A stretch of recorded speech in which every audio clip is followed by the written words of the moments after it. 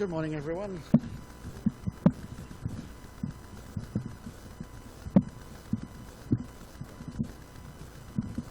Nope, I can figure it out, I think. Hey. Yep, cool. Yeah, just out of interest, the reason why they say wash your hands is... Let's do that. Okay. The reason why they say wash your hands is that viruses, though technically not alive, have a outer layer of fats, and soap breaks down fats and it strips off that layer off the viruses and causes them not to be able to do quite what they do. That's why washing your hands with soap and water is the best thing you can do, and your face. So yeah, anyway, back to Deuteronomy. Different culture, different context, but hopefully still as useful. Let's pray. Heavenly Father, we thank you for this day, and we thank you, Lord, for your creation. And although, Lord, we know that even creation is broken, and so we have things like COVID-19 in this world, we just pray, Father, that you would be with us all, that you would keep us safe, and Lord, that if we do get it, help us, Lord, not to get it too badly. And we pray, Father, now that as we come and hear from your word, that you would help us to tackle some of the big questions, and Lord, just look at them, and we don't necessarily have answers, but just to start thinking about how you care for us and for your creation, and how that works out in our daily lives and in the context and in the culture in which we live. We just ask this in your Son's precious name. Amen. So yeah, this is what I'm sort of referring to this as the bouncing service, because I was going to do it last Sunday, then I was going to do it next Sunday, and now I'm doing it this Sunday. So, so yes. So anyway, Deuteronomy chapter 20. So we're covering a couple of topics today. We're getting to the last couple of chapters of the sort of this part of the section of Deuteronomy. Is it's starting to get to the point now of little bits of laws here and there that sort of like Moses is trying to wrap things up, and he's thinking things and jumping around a bit. So the first thing we're going to be looking at is war. But this has actually got some really interesting bits. So Deuteronomy chapter 20. So when you go to war against your enemies and see horses and chariots and an army greater than yours, do not be afraid of them, because the Lord your God who brought you out of Egypt will be with you. Remember, Canaan sits right away between Egypt and the Euphrates and Tigris basin. So you had the Babylonians and the Assyrians to the north and the Egyptians to the south. All three of those were major powers. There were some other major powers around, like the Hittites. So generally when Israel ended up going to war, they would probably be facing an army that was larger than theirs. When you are about to go into battle, the priest shall come forward and address the army. He shall say, "Hear, Israel, today you are going into battle against your enemies. Do not be faint-hearted or afraid. Do not panic or be terrified by them. For the Lord your God is the one who goes with you to fight for you against your enemies and to give you victory." The officers shall say to the army, "Has anyone built a new house and not yet begun to live in it? Let him go home, or he may die in battle and someone else may live in it. Has anyone planted a vineyard and not begun to enjoy it? Let him go home, or he may die in battle and someone else enjoy it. Has anyone become pledged to a woman and not married her? Let him go home, or he may die in battle and someone else marry her." Then the officers shall add, "Is anyone afraid or faint-hearted? Let him go home, so that his fellow soldiers will not become disheartened too." When the officers have finished speaking to the army, they shall appoint commanders over it. Interesting. So here they are, a smaller army, and they're looking at this major army coming towards them, and the first thing they say, well, okay, right, let's, if you don't really want to be, because they've all been volunteers, basically. So if you feel that you're faint-hearted, then you go home. Because fear is one of the things that can cause a major problem within an army. If you have people who don't really want to be there and are causing problems, then that's quite a major thing for an army. But the other ones are really interesting. So if you've built a house but you haven't yet lived in it, go home. Settle your family in your house. Don't worry about the battle. If you've planted a vineyard, now with vineyards, if we look back in Leviticus, what would happen is the first 3 years they were not to take any grapes from the vines. The fourth year, the the produce was to be dedicated to the Lord, and so in the 5th year was the year that you could start actually eating from that vine. So basically for 5 years you could get out of army free because you had a vineyard. Score, yes. But it shows you some of the thing, and then if you're about to get married and you haven't actually been married, in fact actually the rule is extended that if it's your 1st year of marriage, you're not to go to the army, you're to stay at home and please your wife. Yeah, so that whole idea of building up a community, and there's actually a huge amount of concern in there for building the community of Israel, and for if you're doing something new, to rather concentrate on that. God will fight the battle. That's not really your primary responsibility. He needs people to be able to do that, but don't worry about it. God is the one who gives the victory. So if you're doing those things, if you're covered by one of those 4 things, you can go home. Which is really interesting. It shows you how, God's mind, although he knew that war was inevitable because we live in a fallen world, he was concerned for the people of Israel. It gets even more interesting. So when you march up to and attack a city, this is verse 10, make it an offer of peace. If they accept and open their gates, all the people in it shall be subject to forced labor and shall work for you. If they refuse to make peace and they engage you in battle, lay siege to that city. When the Lord your God delivers it into your hand, put all to the sword, all the men in it. As for the women, the children, the livestock, and everything else in the city, you may take these as plunder for yourselves. And you may use the plunder the Lord your God gives you from your enemies. This is how you are to treat all the cities that are at a distance from you and do not belong to the nations nearby. Okay, so now we're getting into more context. The nations nearby were under the ban. They were to be destroyed completely. So this is why it adds that little bit about only the nations that are further away from you. But the interesting thing is that if you came to a city, you were to lay siege to it, but you were to offer them peace first. Now, for us, it seems like it was like 6 of one, half a dozen of the other, because either you were going to be slaves or you were going to be plunder. So what's the difference? If you opened the city gates, then basically a treaty would be made with that city. And although they were slaves that would continue to live in their own city. And it was only for things like building of major, maybe road building or building of major places where they needed extra slaves to help build that, then they would call to that city and say, fulfill your obligations, come and help this building, and then you can go back. So it meant that everybody was protected by that treaty that would be established. So although they were slaves who could continue to live in their city and operate as normal, except for when they were required. If, however, they didn't surrender, then they laid siege to, then they became plunder. And that meant that basically they could, families could be split up. You could take concubines or wives or slaves from the population. Basically the city became largely uninhabitable because everybody was split up and everything else. And now, put this into context. For us, this seems like it's really barbaric. Compared to what would normally happen with some of the other nations, the bigger ones particularly, like there are recordings in Egypt of how they would destroy everything in a city. Men, women, children, plants, the whole works. Or even if they left the city standing, basically it meant that it became uninhabitable because there was nothing to feed the people there until people could re-establish stuff. And God's even concerned about that. Let's carry on reading.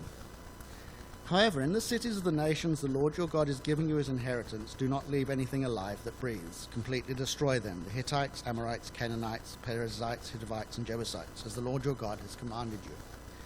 Otherwise they will teach you to follow all the detestable things they do in worshiping their gods, and you will sin against the Lord your God.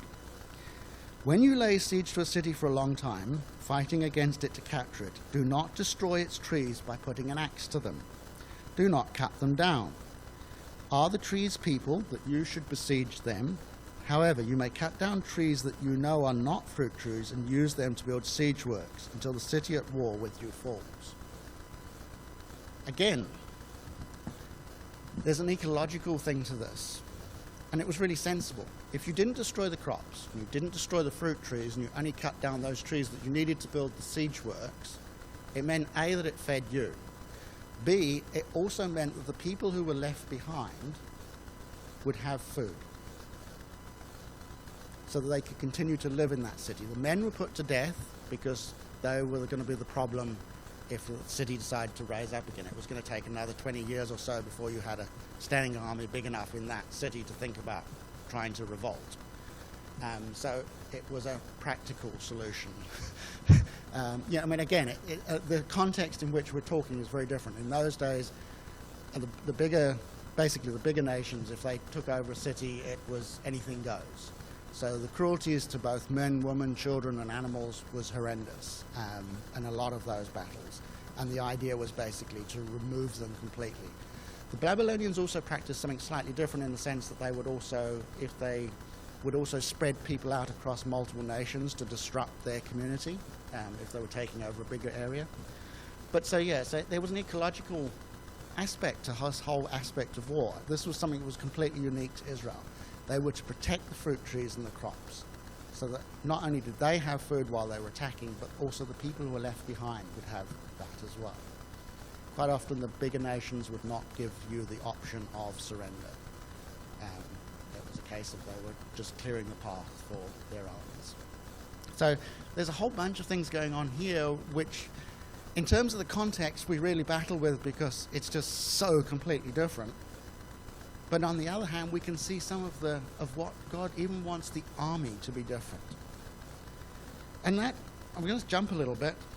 If we look at chapter 23, and I'll just read from verse 12. This is also to do with the army. Designate a place outside the camp where you can go to relieve yourself. As part of your equipment, have something to dig with, and when you relieve yourself, dig a hole and cover up your excrement. For the Lord your God moves about in your camp to protect you and to deliver your enemies to you. Your camp must be holy, so that he will not see among you anything indecent and turn away from you. Good hygiene.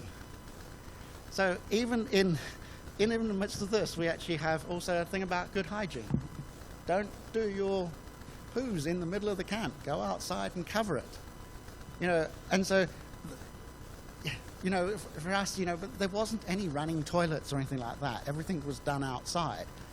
And even he says, even if in your army and you've got a massive army, still choose a place outside and go outside, because God is concerned for that as well. This whole fight over toilet paper that we're seeing, God is concerned about the toilet paper too, in one sense. And I'm making a bit of a joke of it, but the reality is that this shows you how much God is involved in everyday life in terms of the army and how it was to operate. Even today we have issues with, people just cutting down trees. I mean, in China it happened with when Mao Zedong took over, and they chopped down a whole bunch of the trees and resulted in the loss of topsoil, which caused all sorts of issues. And we're seeing it. I mean, North Africa, where the Sahara Desert is now, used to be the granary of Europe. That was where all the grain came from. Chopping down the trees for the boats and for just general construction and everything else resulted in the Sahara Desert growing, and that's why the whole of North Africa is now desert. It used to be a paradise. And so these sort of things are not things that don't affect us. They do. But the same problem in places like in India and Nepal and places like that, are chopping down too many trees and resulting in flooding in Bangladesh because the water was too much water was coming off the Himalayas and not getting trapped. So these things have influenced other people. They have that knock-on effect, and God is concerned about that. Right, chapter 21. Another weird one, atonement for unsolved murders. I won't read this one, but basically if you found a dead body in the fields and you didn't know who had killed them, generally from the central sort of area would come and they'd measure the distance to the cities. And the city that was closest had to take responsibility for that death. But what they used to do was they would get a young calf that had never been used, a heifer that had never been used for ploughing or anything like that, take it into a valley where there was no crops, it was all new and everything else, where there was running water, because a lot of the streams back in Israel are not permanent, they don't run all year round, they only run during the rainy season. But this had to be a river that ran all year round. And they'd break its neck, and then they'd basically pray over it to say, we are not responsible for this death, we don't know who actually did this. And it was a way of, because of Israel seen as a community, death was seen as there had to be punishment. It was a spilling of blood. And so it was critical. So this was a way for the city closest to say, we are not responsible for this. And basically it was a way of clearing the path to say to God, we actually do not know who done this. We realize that a sin has been committed and we need to find out who did it, but let's, forgive us for this murder, and then we as a community will continue to investigate. And so that was a way for them to actually, we have different we put, if we have an unsolved murder, it probably ends up in a police file stuck in a cupboard somewhere at a police station, and that's as far as it goes, because there's nothing more they can do. And so we have a different way of doing it. Or another example that one of the books was saying that, you sometimes get football hooligans who go over to a different nation and then they cause trouble and people might die. We as that nation that they came from feels guilt. Why did our people do that? And the club that they were supporters of feels guilt.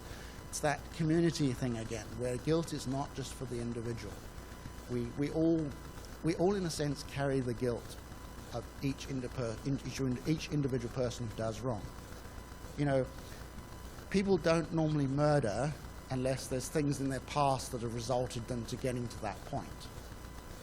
And that community aspect of how we've treated them ends up determining how they react, and so in that sense we bear the responsibility. And that's how God sees it. He sees that how we treat people has a direct impact on how they lead their lives, and that's why it's so important. And this is basically why love one another is so important to the gospel. It's the same idea coming through, just in a different context and a different way of saying it. Because occasionally we do have that, because of sin, people are just so broken that they do things. Psychopaths, for example, probably no matter how you brought them up, is not going to make a huge difference to how they end up living. But for a lot of cases, the case of how we treat people determines on how we end up, what they end up doing. And so we do, in one sense, bear a responsibility for what they end up doing. And this is what this is basically what they were doing here. The city was saying, as far as we know, we have not done anything to cause this. Please forgive us. And that's again a very different concept to the Western idea of, we're all individuals and we're just responsible for ourselves. And maybe that's one thing COVID-19 will teach us, that we're not. We actually are responsible for everybody else as well. It's probably just as well I didn't preach this last Sunday, because the next part is really interesting, as to do with captive women. And last Sunday was International Women's Day. So yes, ladies, if you'd like to get out your Rotten Tomatoes and everything else, this is, again, really battle with the context on this one. But again, yeah. Okay, well, let's read it, and then we'll talk about it. Okay. So when you go to war against your enemies, and the Lord your God delivers them into your hands, and you take captives, if you notice among the captives a beautiful woman and are attracted to her, you may take her as your wife. Damn, they don't let us do that anymore, do they? Bring her into your home and make her shave her head, trim her nails, and put aside the clothes she was wearing when captured. After she has lived in your house and mourned her father and mother for a full month, then you may go to her and be her husband, and she shall be your wife. If you are not pleased with her, let her go wherever she wishes. You must not sell her or treat her as a slave, since you have dishonored her. Okay, right. As I said, sometimes get difficult passages. We have to remember that marriage back then was very different. Arranged marriages were the norm. You didn't really choose who you married. normally it was chosen for you by your parents. This idea of marriage for love is pretty much sort of more modern concept. It was far more a case of, when you think of Jacob's son, Isaac, went all the way back up to his homeland, and then a wife was chosen for him, and he brought her back. So it was very much a case of marriage in those days was not done for love. It was basically a continuation of the species sort of thing. It was much more a case of it was arranged marriages, and hopefully love would grow out of that. Now, the interesting thing about this is that if you compare this again to the other nations, rape was really common. The Israelites were not allowed to do that. But if in this case where they were allowed to take in a wife, there were some very strict regulations. Because, they had to let them mourn for a month. So they had to take them into their home, which meant that they were fed and they had to be looked after. They were allowed to mourn for a month. They had to change their clothing, which would have been partly just, a religious thing, because a lot of clothing had religious significance, so it would have meant to a certain extent a change in religion as well. And then only after that month were you allowed to go in and make her your wife. We really battle with this because it's so different to what we have today. But the really interesting thing is if, sometimes in the heat of war and everything else, males make stupid decisions. Well, males make stupid decisions most of the time, but that's okay.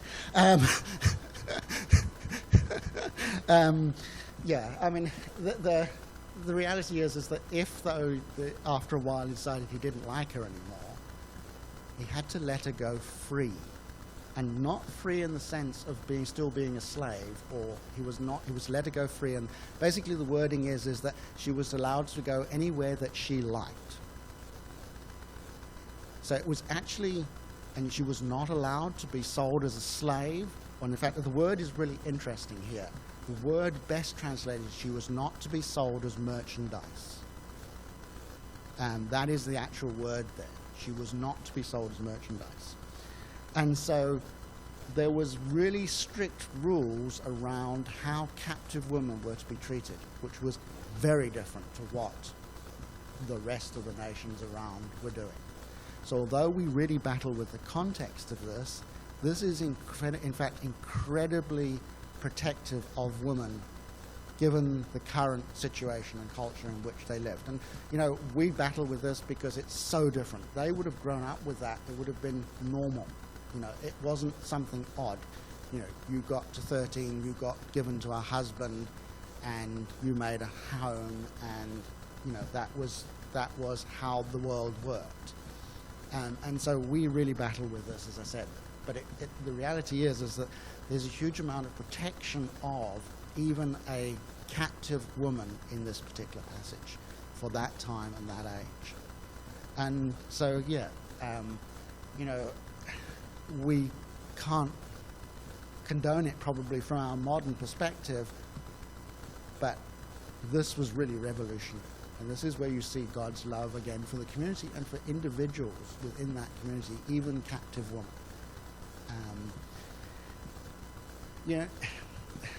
The role of women through history is really interesting. Often we hear the horror stories, but Lydia was running her own business. If you look at Psalm 31, Proverbs 31, Proverbs 31. I mean, the woman there was running her own business and doing all sorts of things. Probably enough said before I really get myself into trouble. But this is the reality. This is, even a passage like this actually shows the heart of God in a context we don't understand, which is really probably the biggest problem. And even the children were protected, and that's what the next passage is, right of the firstborn. If a man has 2 wives and he loves one but not the other, and both bear him sons, but the firstborn is the son of the wife he does not love, when he wills his property to his sons, he must not give the rights of the firstborn to the son of the wife he loves, in preference to his actual firstborn, the son of the wife he does not love. He must acknowledge the son of his unloved wife as the firstborn by giving her a double share of all he has. That son is the first sign of his father's strength. The right of the firstborn belongs to him. So even in cases, again, where the male changes his mind, the right of the firstborn was sacrosanct. He could not change that. That was not one of the rules that he couldn't change. That was part of the nation's decision. And again, it shows you God's concern for even the children in places where the marriage had broken down completely and the firstborn's wife was not in favor anymore. It's interesting, polygonism, and is that, one of the problems, one of the other sides of this coin, if you like, is the males did most of the fighting and most of the hunting, so they were far more likely to die. So generally there was more women than men, so that's why often you had men marrying multiple wives. It was to keep that sort of balance going. Again, rebellious sons, that's another interesting one here. If you have a son and he is driving you completely insane and he's a drunkard and everything else, then you did everything you could, but if it got to the point where you had completely torn your hair out and you really just didn't know what to do, you could take it to the elders at the city gate and they would investigate. This, as far as we know, well, there's no recorded cases of this ever happening. I'm sure it did happen occasionally because the son would be put to death. But if it was found to be true, the son would be put to death. The parents didn't have to throw the first stone in this particular case, because normally in cases, a lot of it was done by stoning, so the first stone would be thrown by the person who was charging them. But in this case, that was not the case. But yeah, again, basically, a lot of legal justice revolved around also as being an example to the community. So the various laws bit right at the end here is really interesting. It's a tiny little like addendum at the end of chapter 21, but it's actually critical, because quite often what they do is that once they put someone to death, they'd hang them on a tree, basically as a warning to everyone else that this is what happens to you if you do X. And then, let's read. If someone guilty of a capital offence is put to death and their body is exposed on a pole, you must not leave the body hanging on the pole overnight. Be sure to bury it that same day, because anyone who is hung on a pole is under God's curse. You must not desecrate the land the Lord your God is giving you as an inheritance. So from a practical point of view, yeah, this was a great idea. It meant that the parents and family of the person who was put to death didn't have to walk past the body every day. It was just there until evening. It was an example. It was taken down. It was buried. They could finalize that part of their lives. Obviously, if they'd done a capital crime, then obviously they'd be under God's curse anyway. But the tree made it explicit. And that is why Jesus died on a tree. So this little 22 verse, 22, 23, not even 24, 2 verses. These 2 little verses stuck at the bottom of chapter 21, Deuteronomy, are critical to the whole of the story of Jesus. As he was cursed on the tree for us, although he had committed no sin. And so again, probably Moses wasn't even thinking of that when he actually wrote these words. He was probably thinking in terms of the son who's just been put to death and is hung up on a tree and so needs to be buried, but he is cursed of God, and he was probably thinking in that context. But as Paul points out in the New Testament, this is critical, because this is why Jesus was cursed for us, because he hung on a tree. And so we have, again, in Deuteronomy, something that's critical to the gospel, to the whole of the New Testament, stuck in here. Love the Lord your God with all your heart and all your soul and all your mind. It's from Deuteronomy. Love your neighbor as yourself is from Leviticus. He who hangs on a tree is cursed, Deuteronomy. And so again, we see this incredible thread through history of how this Old Testament is really the key to the whole of the New Testament, to understand what Jesus did and why it is so significant. And that is the incredible thing. And this is why I love some of these Old Testament passages. They are phenomenal. Passages in Isaiah as well, talking about Jesus and about what he would do and who he was. They are incredible. And that is the key thing. So I want to leave there. I want to stop there. And that is why Jesus died on the cross. And you have it there. Let's pray.